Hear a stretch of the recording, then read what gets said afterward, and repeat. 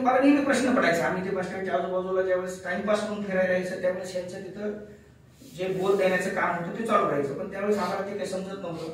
एक वयाचा भाग असतो, काळाचा भाग असतो आणि त्या काही परिस्थिती जाणीव नसते, त्यामुळे एखाद्या गोष्टीकडे बघण्याचा आपला जो दृष्टिकोन असतो तो नेहमीच योग्य राहील असं नसतं. तर तांगडे सर ज्यावेळेस तिथून भाषण करायचे एकदम मोठ्या आविर्भावामध्ये, त्यांची ती तळमळ त्यावेळेस कळत नव्हती. आम्हाला वाटायचं हे कशासाठी, ऐकणारे ऐकत नाही, जाणारे चाललेत, येणारे यायले, कोणी लक्षही देत नाहीत, मोजके चार माणसं आहेत, त्यांना हे सांगून काय फायदा आहे आणि हे कशासाठी सांगायचं. तर त्यावेळेस मला असं वाटायचं.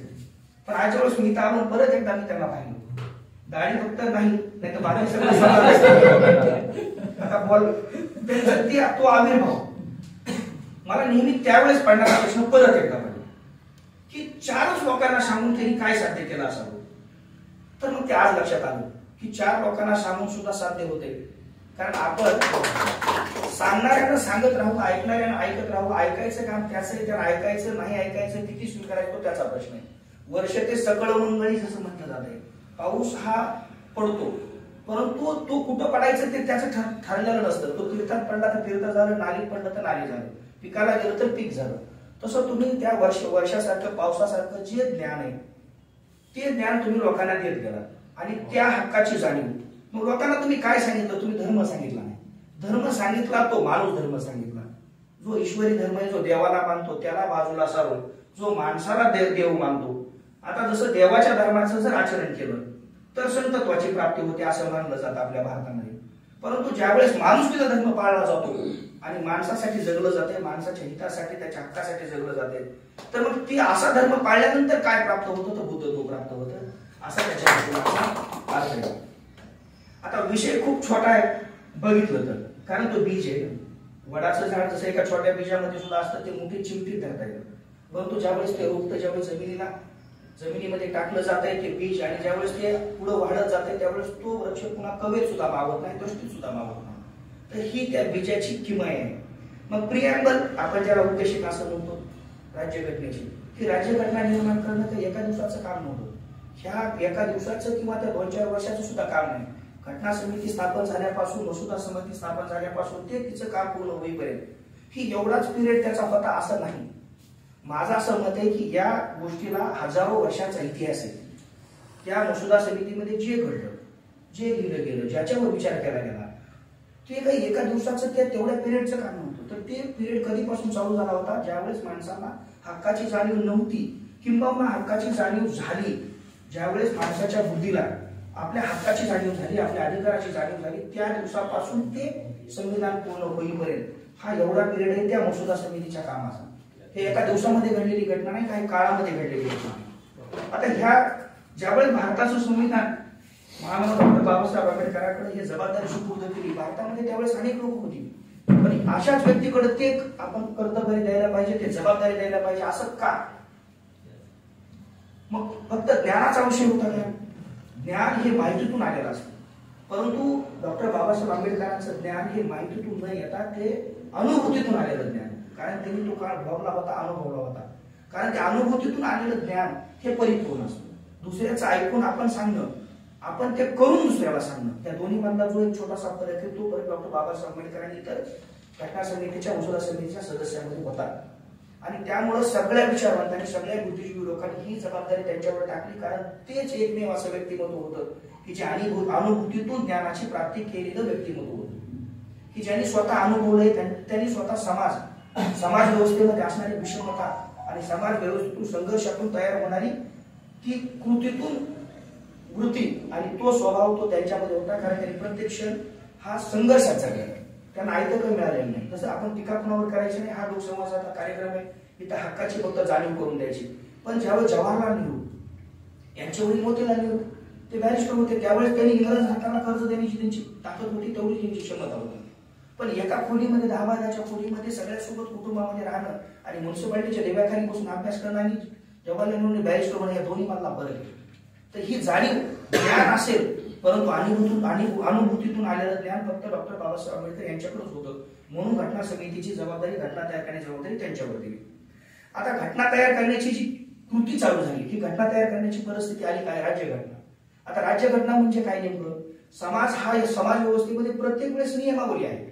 सम्राट अशोकांच्या काळामध्ये सुद्धा ती नियमावली होती. राज्य कसं चालवायचं, न्यायव्यवस्था कशी चालवायची, महसूल कसा गोळा करायचा, संरक्षण कसं द्यायचं, आरोग्य व्यवस्था कशी जपायची, रस्ते कसे तयार करायचे, हे सगळं काही राज्यघटनेमध्ये जे जे हक्क आणि अधिकार आहेत प्रत्येक व्यवस्थेला दिलेले, व्यक्तीला दिलेले, त्या वेळेपासून ते आहेत. मग कदाचित त्या काळामध्ये जातीसदृश अधिकार दिले असतील, जातीवर जे जन्मानं जात ठरते त्या जातीला अधिकार होते, अशी घटना त्यावेळेस अस्तित्वात होती.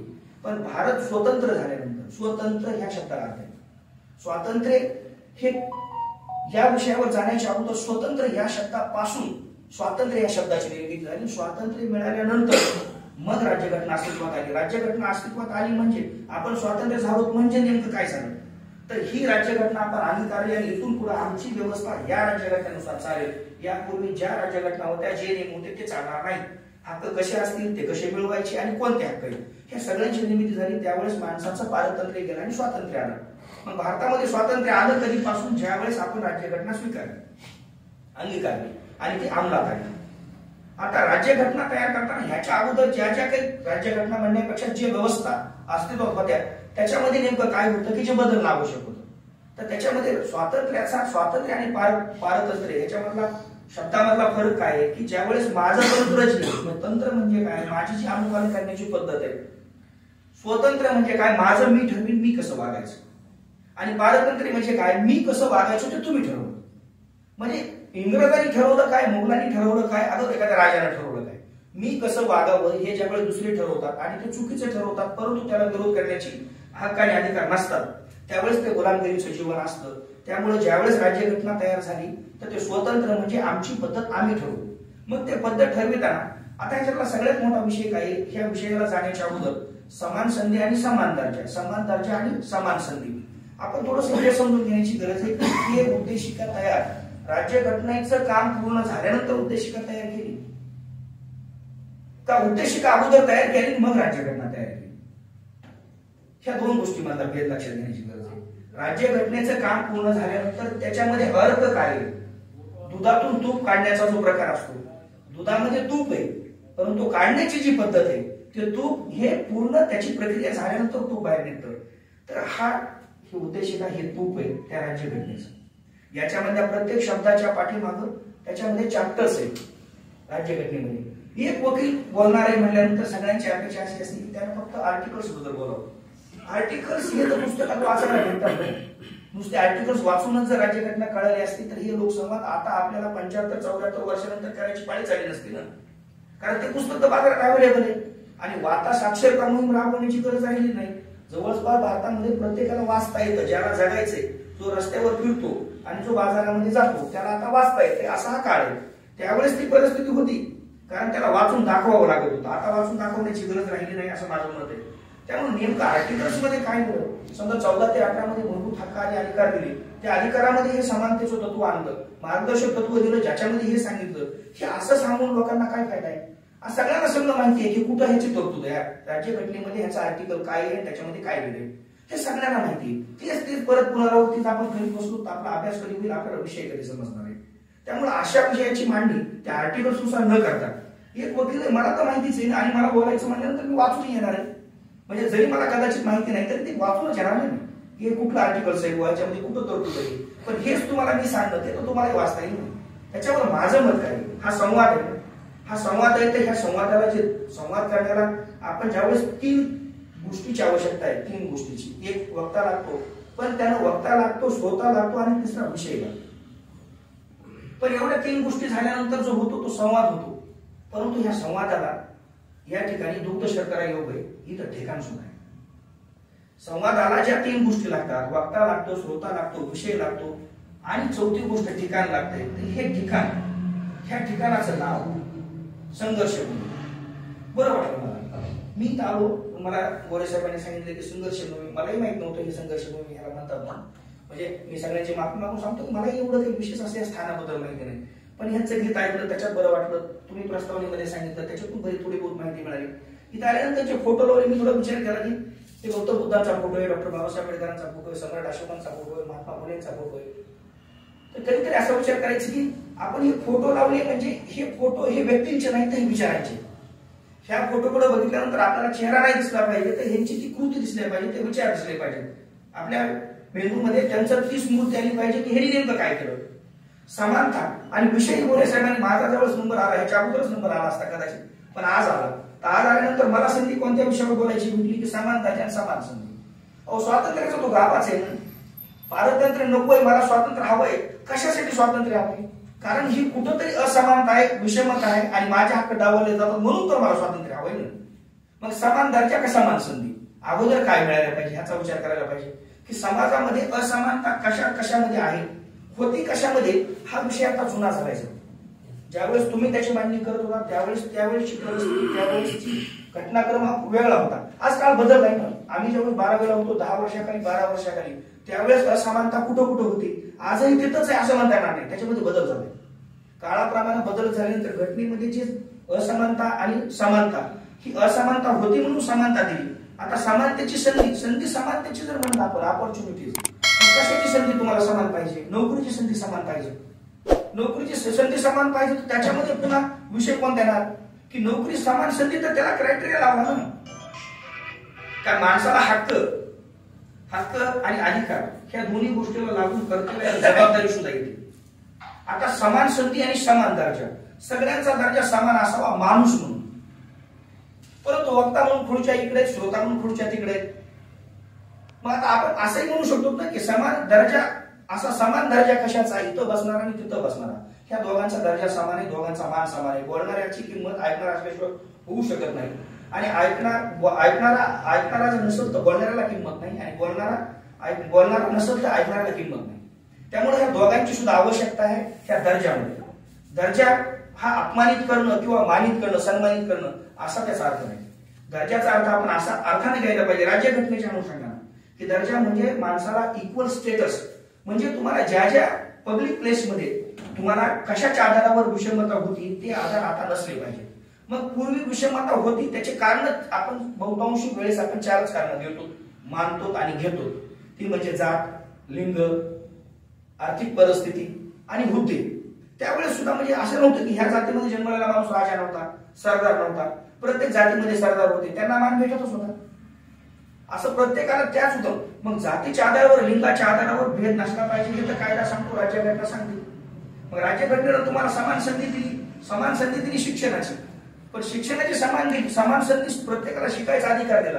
तर जोपर्यंत शिक्षणाच्या सोयी सुविधा उपलब्ध नसणार तुला संधीतून फायदा काय? संधी आहे पण ती उपलब्धता नाही. आज कायद्यामध्ये प्रत्येक कायदे कोडिफाईड आहेत, कायद्यामध्ये सगळं लिहिलंय पुस्तकामध्ये. त्याची जोपर्यंत अंमलबजावणी होणार नाही तोपर्यंत त्या कायद्याला अर्थ काय नाही. घटनेमध्ये समान संधी दिली, समान हक्क दिले, त्याचं पालन किती होतं हे बघायची जबाबदारी कोणाची?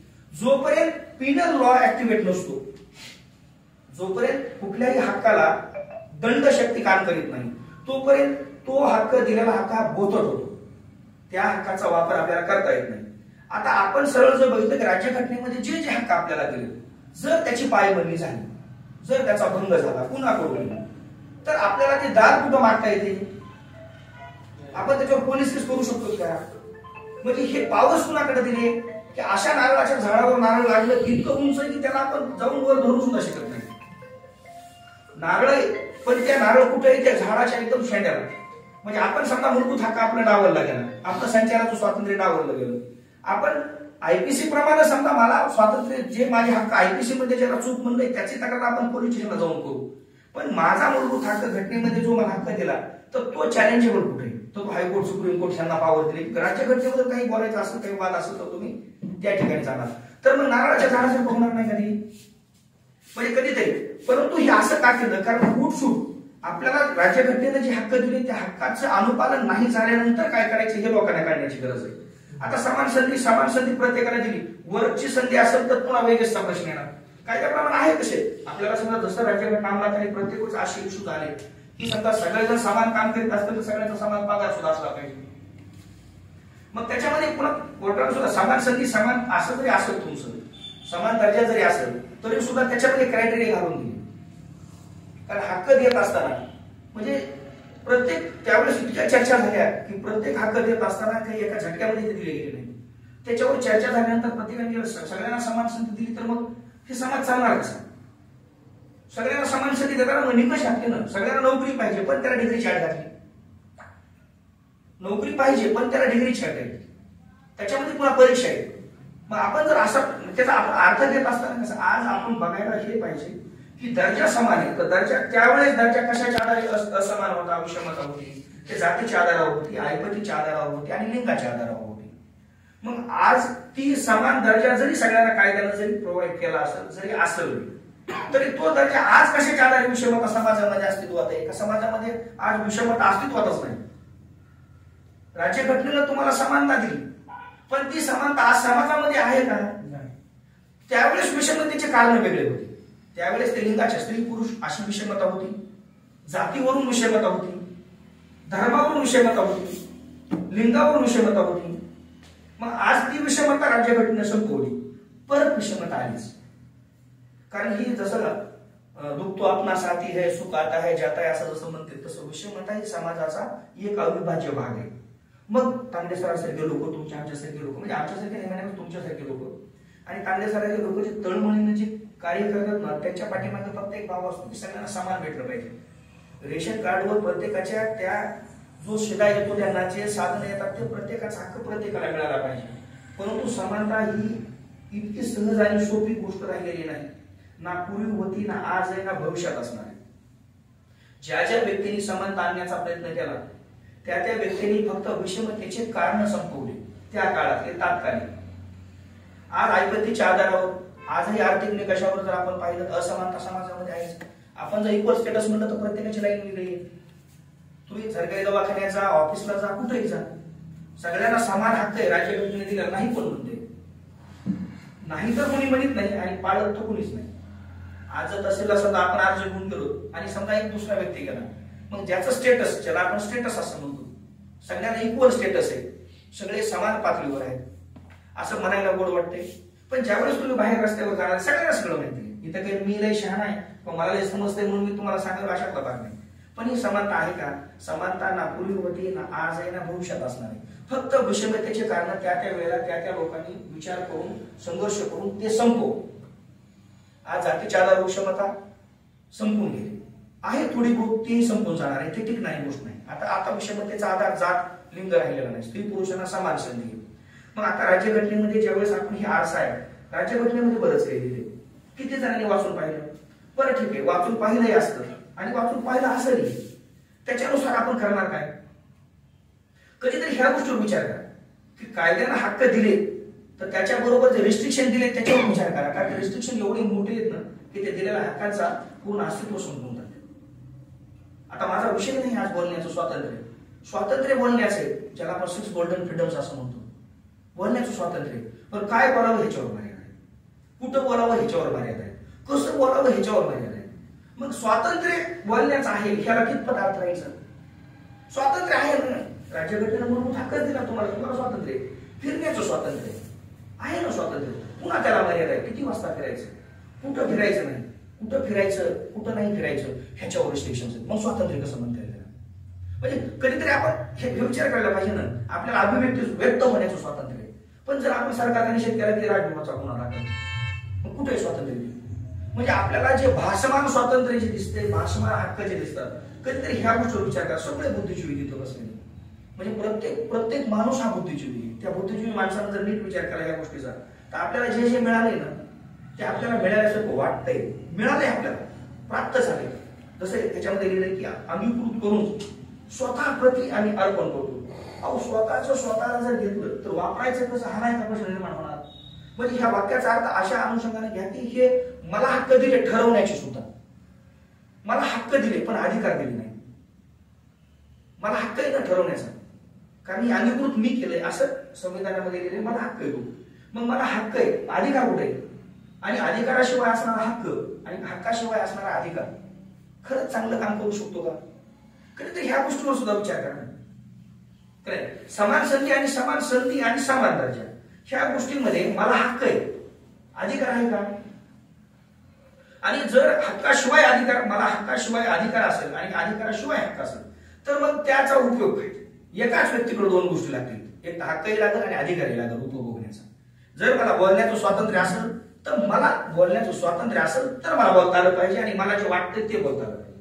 वाटतंय ते म्हणजे दुसऱ्याची बदनामी होणार नाही. मग बदनामी तर कशात आहे ना, जो माणूस जे करतोय त्याच्या विरोधात जाऊन बोलणं, ह्याला तर स्वातंत्र्याची गरज आहे ना. की तुमचं चुकतंय हे सांगायचं म्हणून स्वातंत्र्याची गरज आहे मला. पण तुमचं चुकतंय हे मी तुम्हाला सांगितल्यानंतर जर माझ्यावर गुन्हा दाखल होणार असेल, जर त्याच्यातून वाद निर्माण होणार असेल आणि जर त्याच्यावर बंधन असेल, तर मला बोलण्याचं स्वातंत्र्य माझ्या काय कामाचं आहे?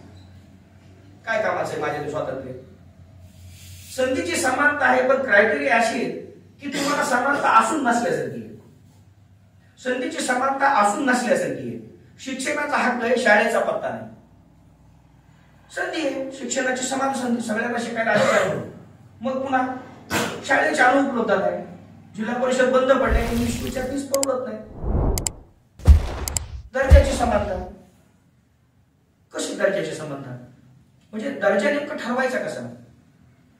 कारण दर्जा आणि संधी ह्या दोन वेगळे विषय आहेत ना. दर्जा ह्या कर्तृत्वानुसारच माणसाचा दर्जा ठरणार आहे आणि संधी मिळाल्याशिवाय कर्तृत्व दाखवणार कसं? म्हणजे ही जी गुंतागुंत आहे ना, कधीतरी आपण विचार, हे एवढं कॉम्प्लिकेटेड आहे. म्हणजे आपण प्रत्येक, जसं की समजा वकिलांचं, म्हणजे मी वकील म्हणून बोलतो कदाचित, की वकिलांना कायदे समजतात आणि सामान्य लोकांना कायदे समजत नाही. त्याचं कारण काय आहे? शब्द तर तेच आहेत ना, फक्त कारण असं आहे की त्याला जी तज्ञता लागते, एक्सपर्टसी जी लागते. कारण काही गुंतागुंत आहे. म्हणजे काय लिहिलंय हे आम्हालाही लवकर कळत नाही. म्हणजे आमचं त्याच्यामध्ये डिग्री असून काम असून सुद्धा तर सामान्य माणसाला कधी कळणारच नाही ना. मग प्रत्येक व्यवस्थेला एकदम व्यवस्थित कितीही सहज सोपं केलं तरी त्याच्यामधलं जी गुंतागुंत आहे ती कधी संपली नाही. म्हणजे संधी मिळून सुद्धा संधी न मिळाल्यासारखे त्याचे निकष. मग संधीची समानता तुम्ही असं म्हणण्यापेक्षा जर कर्तृत्वावर गुणावर आधारित संधी असेल तर समानता हे गुणांची सारखे राहणार आहे का? नाही राहणार ना. म्हणजे आपल्याला जे दिलंय ते प्राप्त झालंय का? खरंच हे 74 वर्ष पूर्ण झाले, 75व्या वर्षात आपण गेलो. आपण चुका शोधण्याचं काम आपलं नाही, परंतु चुका नेमक्या काय आहेत याच्याबद्दल चर्चा तरी करू शकतो. पण शेवटी हा संवादच आहे ना. तर आपण नेमकं जे झालंय ते सगळंच योग्य आहे आणि जे भविष्यात होणार आहे ते असंच योग्य होणार आहे असंच आपण म्हणलं तर ते किती चुकीचं होईल एक विचार करून बघा थोडस. म्हणजे माझा असा प्रश्न आहे तुम्हाला सगळ्यांना की त्याच्यावर कधी स्वतःला थोडासा आरशात उभारून हा प्रश्न तुम्ही विचारा की राज्यघटना तयार होऊन स्वीकारून आणि अंमलात येऊन आज जर 74 वर्ष पूर्ण झाले असेल आणि 75 वर्ष पूर्ण होणार असेल आणि आजही जर ही आपल्याला समजून घेण्याची समजून सांगण्याची परिस्थिती असेल तर मग एवढ्या दिवसात ही गुंतागुंत संपली नाही असा त्याचा ठळक अर्थ होतो असं माझं मत आहे.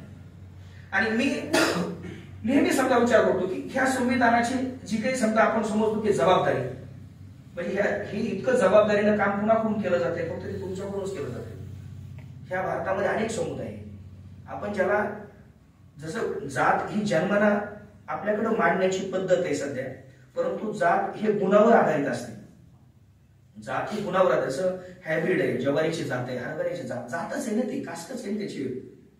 मग ह्या ज्या पिकांच्या जाती वनस्पतींच्या जाती आहेत तशाच माणसांच्या सुद्धा जाती आहेत. पण त्या जाती जशा जन्माने ठरत नाहीत वनस्पतींच्या, त्यांच्या गुणावरून ठरतात.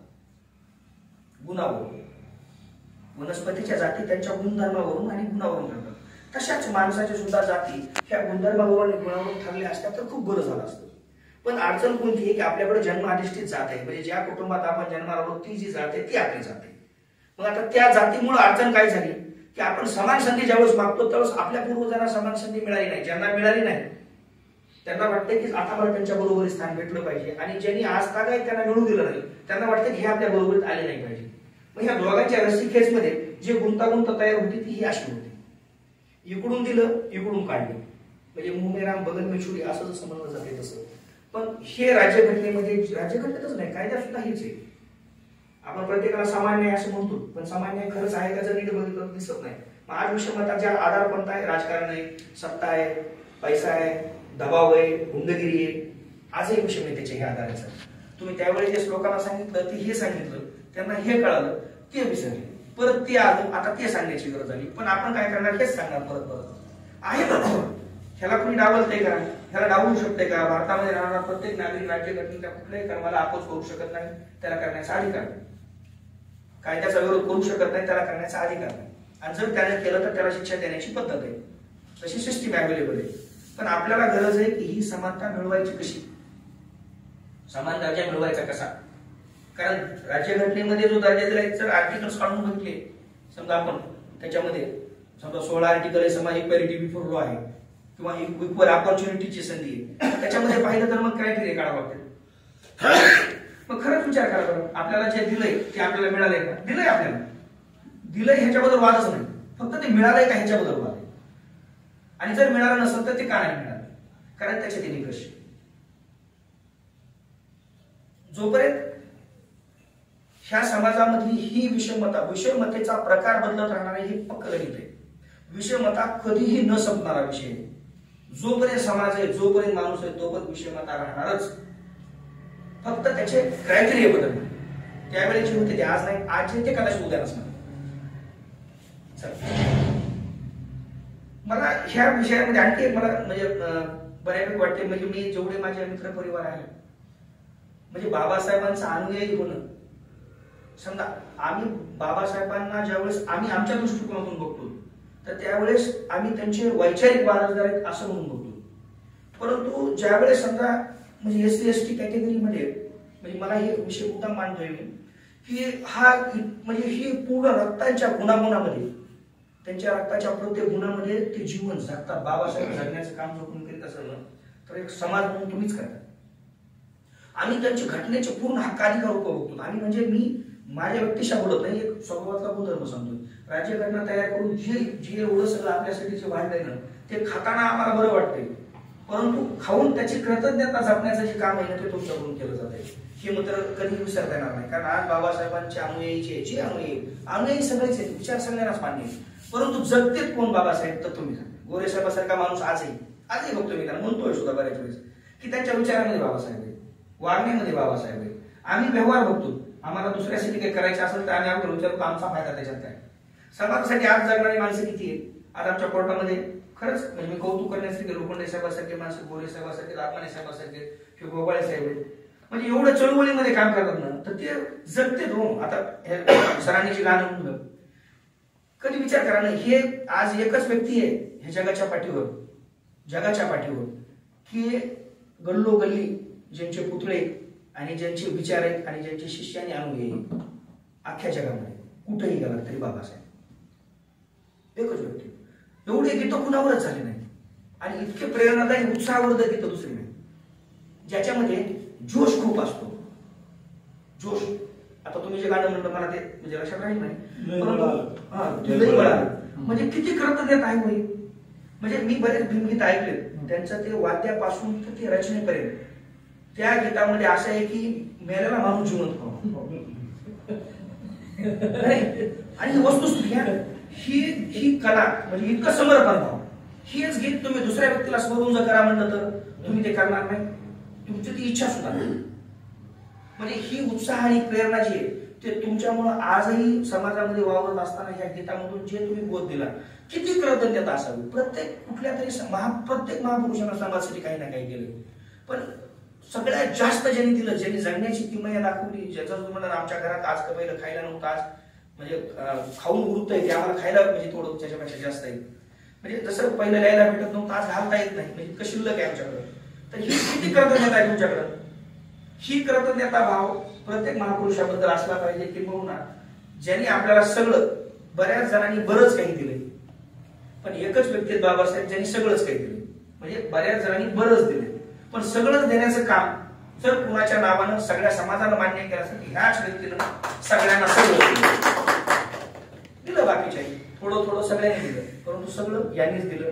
आणि त्याची कृतज्ञता जेवढं तुम्ही जपता ते खरंच कौतुकास्पद आहे. प्रत्येक जण जपतो, म्हणजे प्रत्येकांना कळतंय, पण मान्यता द्यायला माणसं टाळाटाळ करतात का नाही. म्हणजे ह्याच्यामध्ये काय सामाजिक विषमतेचा जो भाग आहे, तर महापुरुषांचा पराभव नावाचा एक धडा होता सर आम्हाला लहानपणी. तर महापुरुषांचा पराभव कशाने होतो, तर महापुरुषांचा पराभव हा होतो कशाने, तर महापुरुषांचा पराभव त्यांच्या अनुयायाकडून होतो.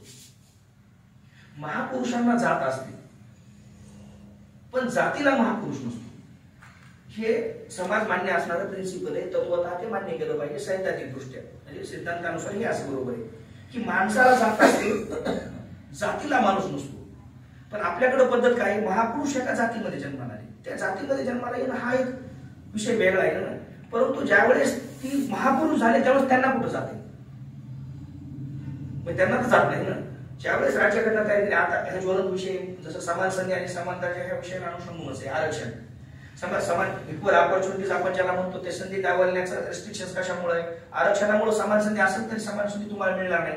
ज्यांना असमान संधी होती त्यांना समान संधीचा लाभ भेटावा. म्हणजे रिझर्वेशन्स कशासाठी आहेत की इक्वल ऑपॉर्च्युनिटीज आहे, त्यांचा दर्जा सुधारावा, त्यांना समान दर्जा भेटावा. त्या उदात्त हेतून जे आरक्षण आणलं आजचा जो विषय त्याच्यावर की मग आता समजा त्यावेळेस त्यांना गरज नव्हती, आज त्यांना गरज पडली. पण त्यावेळेस ज्यावेळेस त्यांना गरज नव्हती त्यावेळेस आपल्याला गरज होती आणि ज्यांना ज्यांना गरज होती बाबासाहेबांनी आरक्षणाचा मान देत असताना आताही भाषणातून मी ऐकले, मी तिथे वाचलेलं नाही बरं का, की त्यावेळेस प्रत्येक जातींचा अभ्यास करून प्रत्येक जातींचा ह्या भारतामध्ये तुम्ही जसं 6,500 जाती असं काहीतरी म्हणलं ते जेवढ्या जाती असतील तेवढ्या, तर त्या एवढ्या जातींचा अभ्यास करून बाबासाहेबांसारख्या महामानवांनी विचार करून त्यावेळेस कॅटेगरीज एससी एसटी आणि ओबीसी असं त्याच्या ह्याच अनुषंगाने वाचण्यात आलं की ज्यावेळेस ओबीसी कॅटेगरीमध्ये काही जातीचा समावेश करावा असं ज्यावेळेस बाबासाहेबांचं मत होतं तर पंडित जवाहरलाल नेहरूंनी ह्या गोष्टीला विरोध केला. कारण त्यांना राज्य करायचं होतं लोकांवर आणि बाबासाहेबांना लोकांवर राज्य करायचं नव्हतं, तर राज्यकर्ते लोकांना बनवायचं होतं. हा जो त्याच्यामधला भाग आहे म्हणजे पंडित नेहरूंचा जो भाग होता की ह्या भारतावर आपल्याला राज्य करायचंय आणि ते राज्य करताना जे आवश्यक असेल ते आपण करू. बाबासाहेबांना काय वाटत होतं की मला लोकांवर राज्य करायचं आणि ह्या लोकांना राज्यकर्ते बनवायचे. मग त्यांना कसं बनवता येईल, तर मग रिझर्वेशन त्यांना देण्याची गरज आहे का, तर बऱ्याच काळापासून जे पिचलेले त्यांना रिझर्वेशन दिल्याशिवाय हे मूळ प्रवाहामध्ये येणं शक्य नाही. मग एससी एसटीची कॅटेगरी बनवल्यानंतर ओबीसीची कॅटेगरी बनवायचा ज्यावेळेस मुद्दा समिती समोर आला तर त्यावेळेस जवाहरलाल नेहरूंनी त्याला विरोध केला. म्हणजे असं काहीतरी वाचण्यात आले नाही, ते कितपत बरोबर आहे मलाही माहित नाही, फक्त मी ऐकले व्हॉट्सअप युनिव्हर्सिटीमधून. त्याच्यामध्ये मग बाबासाहेबांनी राजीनामा दिला. ठीक आहे, म्हणजे तुम्हाला हे जर म्हणजे समाजाचं बदल कशात हे जर बघायचं नसेल तर मग मला ही घटना समितीचं मसुदा समितीचं तुमचं जी काही जबाबदारी माझ्यावर आहे हे मला नकोच आहे, तुम्ही कुणालाही द्या. आणि त्यांनी राजीनामा दिला. त्याच्यानंतर मग वल्लभभाई पटेल गेले आणि त्यांनी सांगितले की तुम्ही म्हणाल तसं करू आपण हे असं त्यांनी ते पूर्ण असं म्हणजे त्यामध्ये हट्ट करून जे योग्य होतं ते प्रत्येक गोष्ट विरोध करून करायला लावली.